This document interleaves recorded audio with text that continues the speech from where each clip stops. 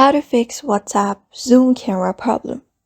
Hi guys, welcome back to our channel. In today's video, we are going to learn how we can fix the WhatsApp Zoom camera problem. So without any delay, I just jump right into the video.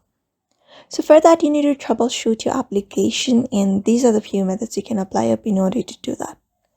So you can go to the phone's camera settings. For that, you can go to the WhatsApp directly. Head over to the info section at the top right corner, and after that you can go to the permission section and make sure you've allowed this camera option right here. Otherwise you can just go ahead and do don't allow, and again try to allow it and do it.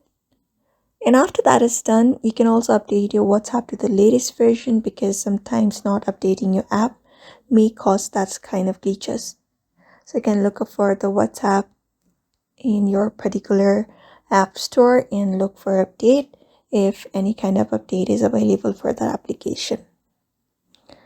Once that is done, you can go ahead and do is go to the info section again of the WhatsApp, and after that you can go to this storage section and clear the cache of your particular application. And